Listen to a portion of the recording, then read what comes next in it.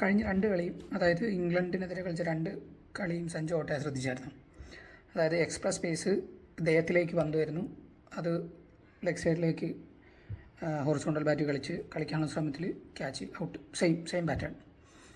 ആദ്യത്തെ കളി ഈ എക്സ്പ്രസ് പേസ് അല്ലാതെ ഒരു ഓവർ സഞ്ജുവിന് കിട്ടി. അറ്റ്കിൻസിന് അറിഞ്ഞ ഒരു ഓവർ. ആ ഓവറിൽ 22 റൺസ് അടിച്ചു.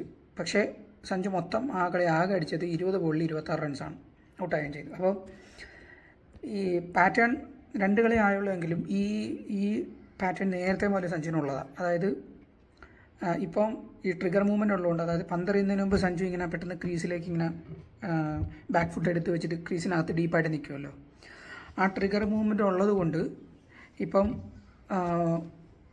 നമുക്കത് പുതിയതായിട്ട് തോന്നുന്നതാണ്. അത് നേരത്തെ മുതൽ സഞ്ജുവിനുണ്ട്. അതായത് എനിക്കിപ്പോഴും ഓർമ്മയുണ്ട്, 2018-19 സീസണോ, എന്തായാലും ശിവമവി കൊൽക്കത്തയിലും സഞ്ജു രാജസ്ഥാൻ റോയൽസിലായിരുന്ന സമയത്ത് ശിവമവി ഇങ്ങനെ ഈ ലെങ്ത്തിൽ, അതായത് ദേഹത്തേക്ക് എറിഞ്ഞ് ഇതുപോലെ ഹാർഡ് ലെങ്ത്തിൽ സഞ്ജുവിൻ്റെ വിക്കറ്റ് എടുത്തിട്ടുണ്ട്. എനിക്ക് തോന്നുന്നു ഈ 7 മത്സരത്തിൽ 7 കളി സഞ്ജുവിനെതിരെ ശിവമവി പന്ത്രണ്ട്, അതിൽ 5 തവണയും സഞ്ജുവിൻ്റെ വിക്കറ്റ് എടുത്തിട്ടുണ്ട്.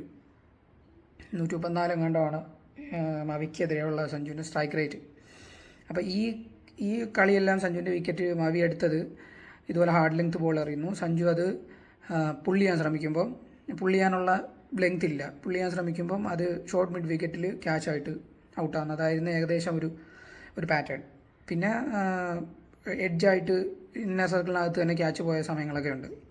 എന്തായാലും സഞ്ജു അങ്ങനെ ഇതിനു മുമ്പ് ഔട്ടായിട്ടുണ്ട്. അപ്പോൾ ഇപ്പോൾ ഈ ട്രിഗർ മൂവ്മെൻ്റ് ഉള്ളതുകൊണ്ട് ലെങ്ത്ത് കുറച്ചുകൂടെ ഷോർട്ടാക്കാൻ പറ്റുന്നുണ്ട് സഞ്ജുവിന്. അതായത് ഷോർട്ടായി വരുന്നത് കൊണ്ട് ഇന്നർ സർക്കിളിനകത്ത് ഷോർട്ട്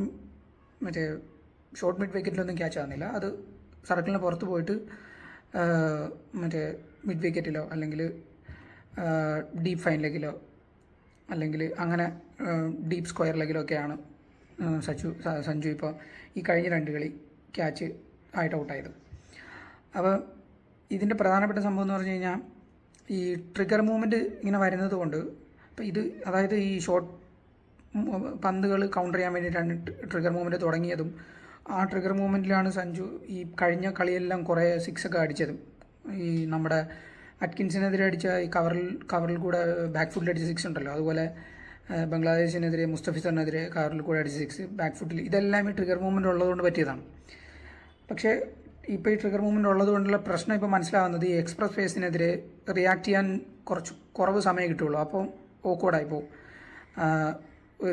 അതായത് സ്വിങ് ചെയ്യാനായിട്ട് സ്പേസ് കിട്ടിയില്ലെങ്കിൽ ഈ ഓക്വേർഡ് മൂവ്മെൻറ്റ് കാരണം, ഈ ട്രിഗർ മൂവ്മെൻറ്റ് കാരണം പന്ത് അടിക്കേണ്ടി വരും.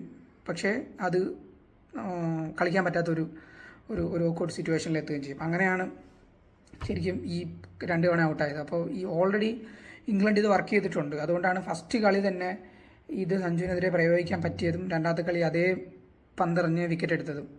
അപ്പം ഈ സാധനം പരിഹരിക്കാനായിട്ട് ഇനിയിപ്പം സഞ്ജു കുറേ കാര്യങ്ങൾ ചെയ്യുന്നുണ്ടെന്ന് പറഞ്ഞു. ഈ സിമെൻറ്റ് പിച്ചിൽ പ്ലാസ്റ്റിക് ബോൾ എറിഞ്ഞിട്ട് കളിക്കുന്നുണ്ട്, പരിശീലിക്കുന്നുണ്ട്, അങ്ങനെ പേസിനെതിരെ കൗണ്ടർ ചെയ്യാനുള്ള സാധനങ്ങളൊക്കെ. പക്ഷേ അടിസ്ഥാനപരമായിട്ട് ഇതിൻ്റെ പ്രശ്നം എന്താണെന്ന് വെച്ച് കഴിഞ്ഞാൽ ഈ ഇന്ത്യൻ മാനേജ്മെൻറ്റ് തന്നെയാണ്. അതായത് സഞ്ജുവിന് അവസരം കൊടുക്കേണ്ട സമയത്തൊന്നും സഞ്ജുവിന് അവസരം കൊടുത്തില്ല. ഇപ്പം എൻ്റെ പ്രൊഫൈൽ വായിക്കുന്നവർക്കറിയാം, ഞാൻ എഴുത്ത് തുടങ്ങിയ സമയം മുതൽ, ഇപ്പോൾ സഞ്ജു കളിച്ചു തുടങ്ങിയ സമയം മുതൽ ഞാൻ പറഞ്ഞുകൊണ്ടിരിക്കുന്നതാണ്, സഞ്ജു ഒരു ഏകദിന ബാറ്ററാണ്. അടിസ്ഥാനപരമായിട്ട് സഞ്ജു ഒരു ഏകദിന ബാറ്ററാണ്. ഒരു ഏകദിന ബാറ്റർക്ക് വേണ്ട എല്ലാ ഗുണങ്ങളും സഞ്ജുവിലുണ്ട്. സഞ്ജു ഒരു T20 ബാറ്ററല്ല. പക്ഷേ സഞ്ജുവിന് T20 കളിക്കാൻ പറ്റും. പക്ഷേ T20യുടെ വേഗത ഡിമാൻഡ് ചെയ്യുന്ന രീതിയിൽ അല്ല സഞ്ജുവിൻ്റെ ഒരു നേച്ചർ. അങ്ങനെ ടീം എന്താ പറയുന്നത്, ഏകദിനത്തിൽ അവസരം കൊടുക്കാതിരുന്ന അങ്ങനെ സഞ്ജു തന്നെ സ്വയം നവീകരിച്ചെടുത്ത ഒരു ബാറ്റിംഗ് ശൈലിയാണ് ഇപ്പോൾ ഉള്ളത്. എനിക്ക് ഓർമ്മയുണ്ട്, പണ്ട് സഞ്ജു IPL കളിക്കുന്ന സമയത്ത്, രാജസ്ഥാൻ റോയൽസിന് വേണ്ടിയൊക്കെ കളിക്കുന്ന സമയത്ത് സ്ലോക്ക് സ്വീപ്പൊക്കെ കളിക്കുമായിരുന്നു. എനിക്ക് തോന്നുന്നു ഹർഭജനെതിരെ ഒക്കെ സ്ലോക്ക് സ്വീപ്പ് കളിച്ചിട്ടുണ്ട്. സ്ലോക്ക് സ്വീപ്പ് ഉണ്ടായിരുന്നു.